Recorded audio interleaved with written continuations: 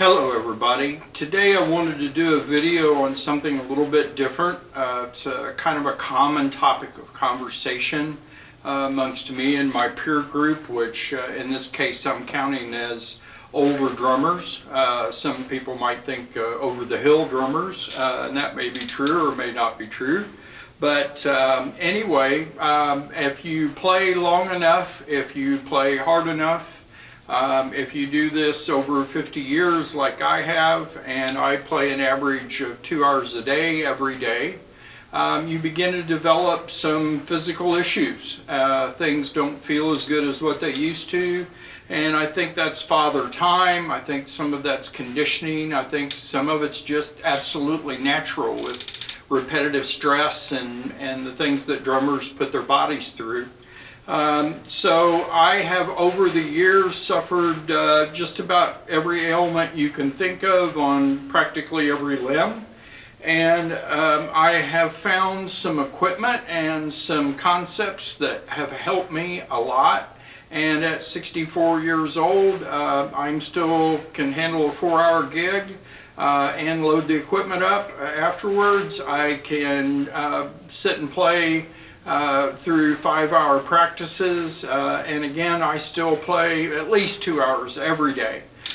So I want to do a video and show some of this equipment, maybe how it's used a little bit. Some of it maybe you've seen before, some of it you haven't. But if you're starting to feel the effects of playing the drums for an extended period of time, maybe some of this will help you. Anyway, I hope you enjoy, and let's get going. I don't break drumsticks anymore. I haven't broken a drumstick in a long time. First of all, I've developed the technique that kind of allows me to get around that, and secondly, I don't hit that hard. So what happens is, as you can see by these two drumsticks here on the right, is they start wearing thin, especially up around the neck. That's the edge of the hi-hat. Could be the edge of some cymbals. Rim shots are obviously further on down. But this stick on the left, the one is a brand new one, and you can see a huge difference in the amount of wood that is still left on the neck. Well, what does that have to do with pain in your hands when you're drumming? These become very noticeably over time. They become like hitting a baseball on the wrong part of a wooden baseball bat. They sting, and I've gotten to where I can feel it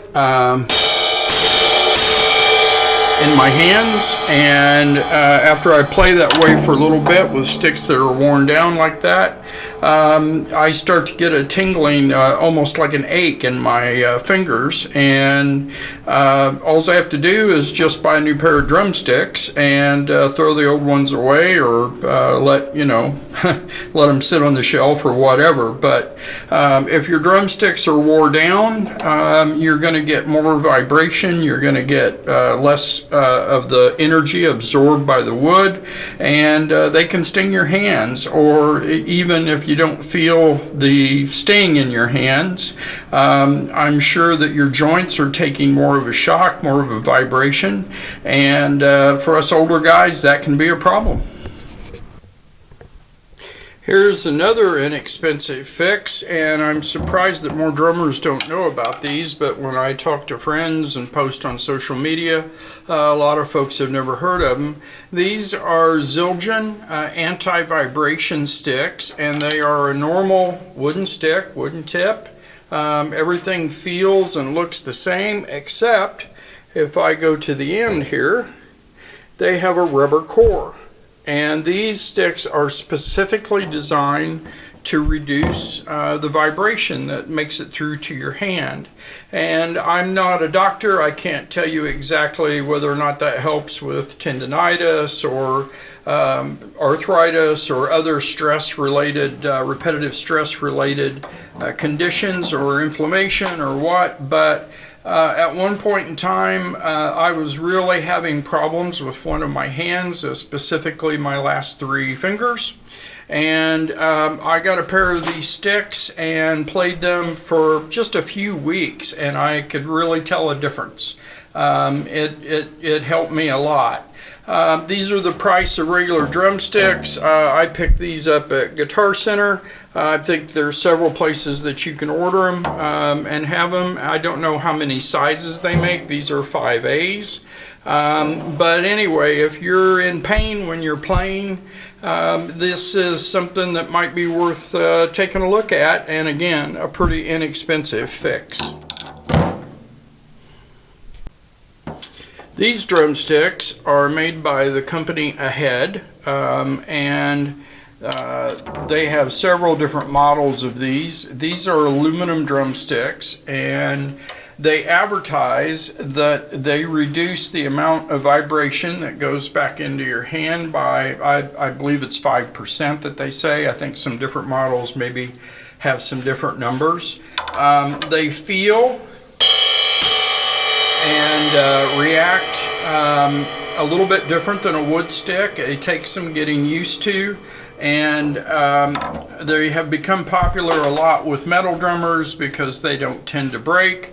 And Ahead even says that you get, in their advertisements, say that you get a lot more rebound off of these sticks, which for the normal drummer would mean we don't have to hit as hard. So again, with repetitive stress, injuries, or irritation, these might be a good solution. I never tried them for when I was in pain. I tried them for other reasons, is why I have a pair of them. But I do know of one other drummer, an older drummer, who has said that these really helped him. So again, if the might help you to give them a try, I think you can buy them just about any place that sells drum stuff. Of all the aches and pains, of all the injuries, of all the issues I've ever had as a drummer with my body, the absolute worst was I hurt my tailbone riding a bicycle, actually, and I thought my drumming career was over. I thought that I wasn't going to ever be able to play again. It's very common for that injury to take a long time to heal. And while I would recommend to any older drummer to get a throne with a back on it, a backrest is, a great thing, especially for us older guys. But this is a throne called an Ahead Spinal G. They're available just about any place that sells thrones. And you'll see that it has a groove here, and there's a lot of jokes about that being a stick holder or other things, but what it does is your tailbone fits down into that groove, and that keeps the pressure. This was designed by a doctor who had tailbone issues, and I guess he was also a drummer.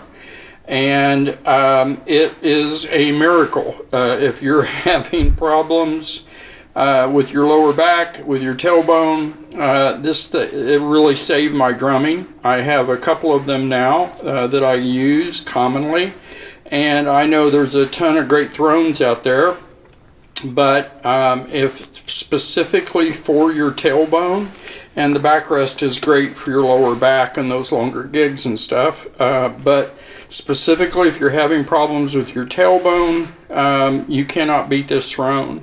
And again, I just can't say enough about it. It really saved my drumming career.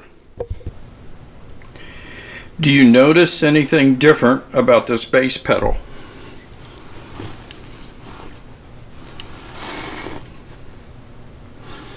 It has no springs.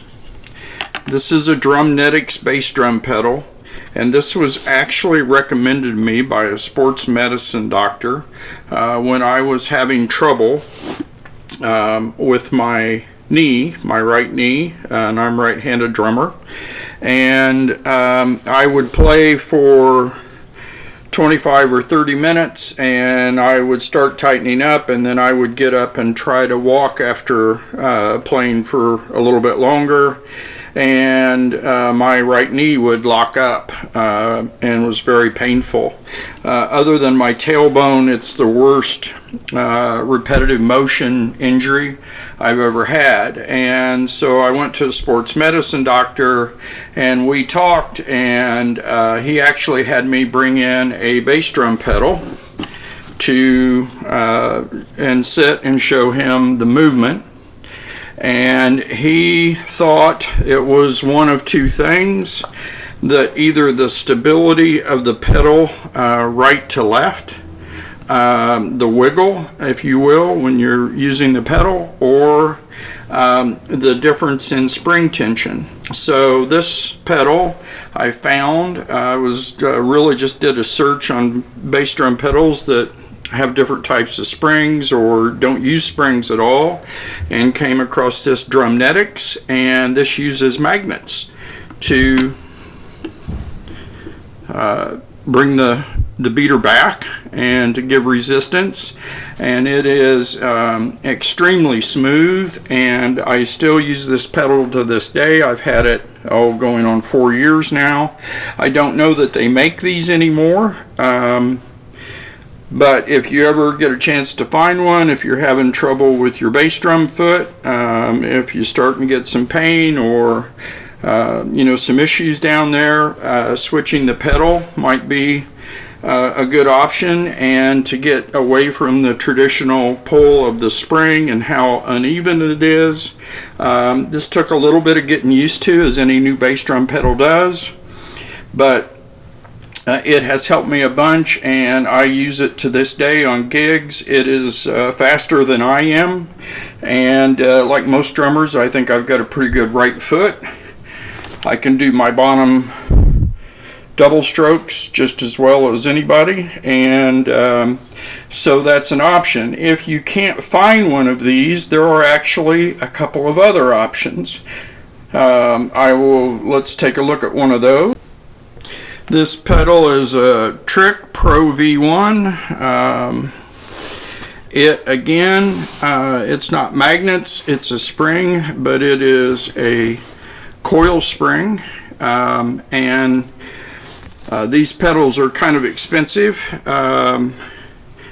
but it is not the traditional spring mechanism, and in my opinion this is much smoother, and I have used this pedal now for 3.5 years, and on a daily basis, and I have not had any repeat of my knee issues. Another example would be the Ludwig Speed King, and it is not the traditional springs, but the reason why I don't have one of those and I don't use one of those is my doctor said that it could be the side-to-side motion of my foot, and the Speed King does not have a wide base like these two pedals have, or a solid base at least. And so I'm not sure which of the wiggle motions or the motions were affecting my knee. Obviously I can't know which ones are affecting your knee, but a wide base and a non-traditional spring mechanism, I think, if you're having problems, you should maybe give one of these two pedals a try. There's actually a third option. It's called a Dixon. It is a coil spring, very much like the Trick. It's a much more affordable pedal. I had one of those until recently, and since I have the Tricks, I decided to sell it, and it's a great pedal as well. And I don't think you can go wrong buying a Trick. They hold their value well. There's a model that's not the Black Widow. I have that on the Gretsch bass drum over there. So anyway, great pedals, and could really help out with knee problems.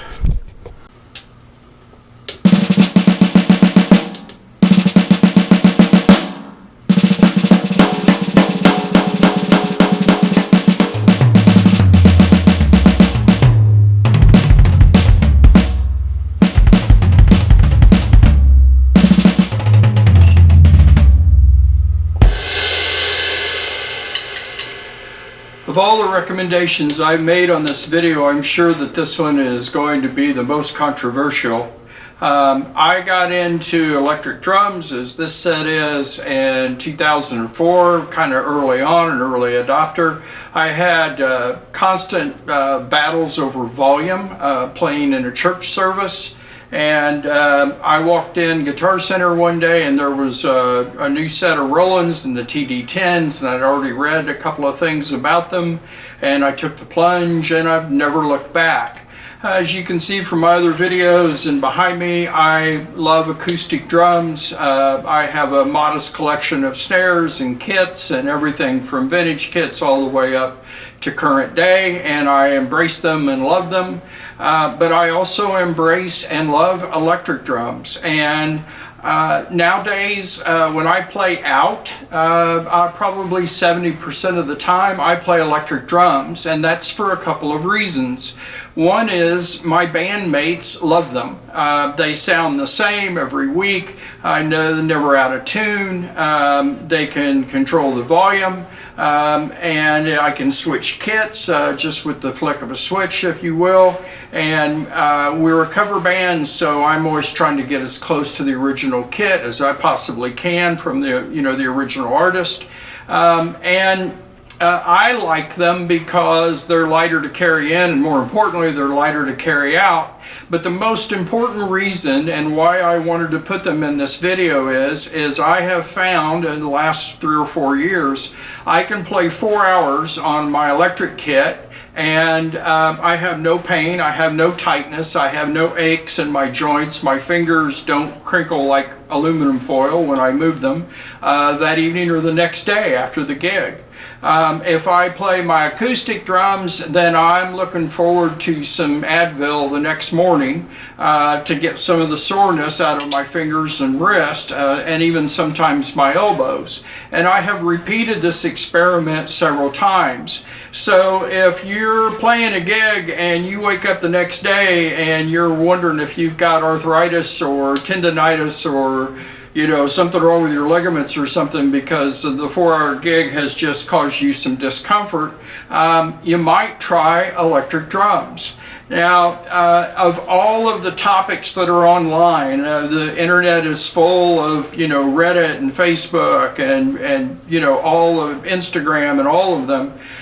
You'll hear a lot of misinformation about electric drums, and it also seems to be a very divisive topic amongst drummers. I don't quite understand that. There's no difference in me moving from an acoustic to an electric set in my mind than there is a bass player moving from a stand-up bass to an electric bass or an acoustic guitar to an electric guitar. They are two really different instruments in the same lane.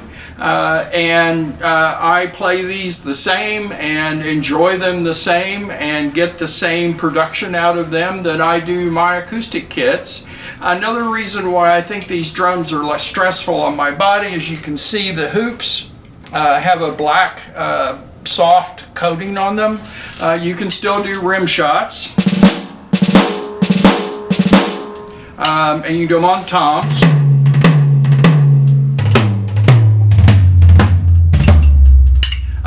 And you can even program those to make different sounds on the rims if you want to, so you basically double the number of options that you have. I have everything on this kit that I can have on an acoustic kit. I can switch the snares on and off with a foot switch. I've got a cowbell. The cymbals work just like regular cymbals.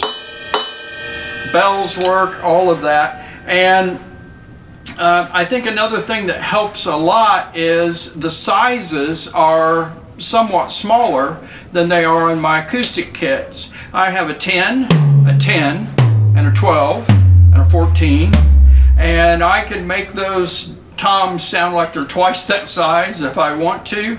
The cymbals are smaller. This is only an 18-inch ride, 12-12, 13-13, 14-inch hi-hats. And if you physically measured my 3-up, 1-down Gretsch kit and this kit is 8 inches closer, 8 inches less wide, if you will, narrower, and it is 6 inches less deep. And so I'm reaching less. My arms are extended less. I can go down the tom without going quite as far to the left and quite as far to the right. So I think that also helps the fatigue factor and the joint factor. And so, you know, another bit of misinformation about electric drums, I think, is the cost. This set is a very high-end professional set. It is basically a recording studio in the brain. This set would be $9,000, and you say, oh man, that's a lot of money. Well, a DW's Collector's Kit or Gretsch USA Custom or Tama Star, by the time you bought cymbals and stands and the drums and a snare, you would be about at the same price point as this set. The set that I use for gigs has digital cymbals and a 14-inch snare. It has a little bit different toms, but still 3 up, 1 down. It's about $3,400. So very reasonable, if you will, when you consider it comes with the rack and the stands and the cymbals. That's a pretty reasonable drum kit for as quality as it is, and it is basically the same sounds as this one. Anyway, if you're a drummer getting up there a little bit, I suggest you look for a kit, an electric kit that doesn't have to be Roland's, but that has double mesh heads, has a real hi-hat stand, and as big a snare as what you can get. And I think it can prolong your drumming career. I think it can make your drumming more comfortable. I think it can make those long gigs more tolerable. And you know, they look great and they sound great on stage. So I don't really see the issue. Anyway, just a hint, and I'm going to play these things for a second.